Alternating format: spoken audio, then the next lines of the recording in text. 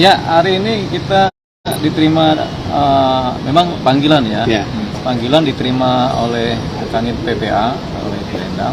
Jadi memang semuanya juga concern mengenai perlindungan anak. Jadi saya dipanggil untuk mengikuti berita acara pemeriksaan sebagai pelapor atas dugaan tindak pidana Undang-Undang Perlindungan Anak. Jadi delik pidana ini sifatnya delik pidana umum ya, tapi sifatnya anak. Jadi bukan delik aduan.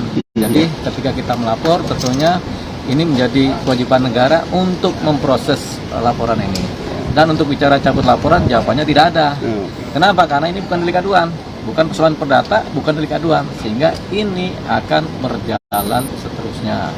Nanti sejauh mana ini akan berproses, nanti pihak penegak hukum baik kepolisian, kejaksaan dan pengadilan mungkin akan berproses.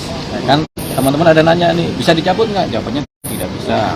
Terus bagaimana? Apakah bisa koordinasi negosiasi atau kita kemudian musyawarah? Jawabannya kalau musyawarah, koordinasi atau negosiasi tentunya sama si panglimanya anak ini. Siapa panglima anak sekarang? Yaitu adalah Undang-Undang Perlindungan Anak. Dialah sebagai panglimanya anak yang melindungi anak dari serangan-serangan orang dewasa. Gitu. Jadi panglimanya anak adalah Undang-Undang Perlindungan Anak. Jadi kalaupun pihak terlapor mau berdamai, ya berdamailah dengan si Undang-Undang Perlindungan Anak. Itu gimana caranya kan?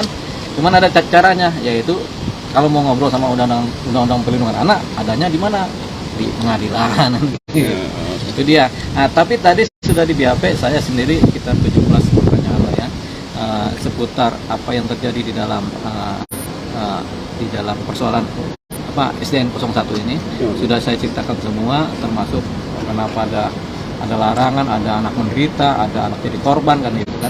Kita nggak concern kemana-mana, juga nggak concern mengenai relokasi menjadi masjid atau nggak concern. Yang kita concern anak ini secara psikis mengalami penderitaan, secara kesehatan mentalnya terganggu.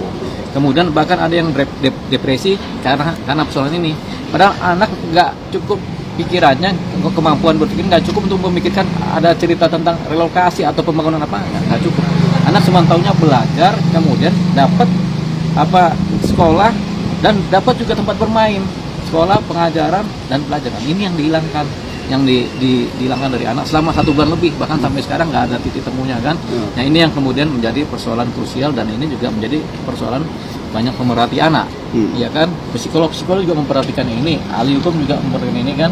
Termasuk para penegak hukum juga memperhatikan ini kan. Ini jadi concern. Dan memang ini harus berjalan sampai selesai ini. Sampai sejauh mana pelanggaran-pelanggaran apa yang diduga dilakukan oleh wali kota Depok, yaitu Pak Muhammad Idris dan jajarannya. Sejauh mana mereka kemudian melanggar aturan ini kan. Jangan sampai hanya karena pikiran manfaat sesaat anak dikorbankan. Nggak boleh itu ya. Inilah kemudian jadi concern dan saya sudah di BAP. Nanti akan berjalan terus proses pemeriksaan ini dan bersinambungan. Dan ini juga nanti ada KPAI, ada macam-macam lah. Ada psikolog juga kan muncul di sini akan membantu. Termasuk kalau ini juga beberapa lembaga pendidikan juga akan ini ya, khusus yang mengenai dunia pendidikan anak ya. Bang, izin Bang, sebelumnya kan setelah Abang melapor kemarin kan akhirnya wali kota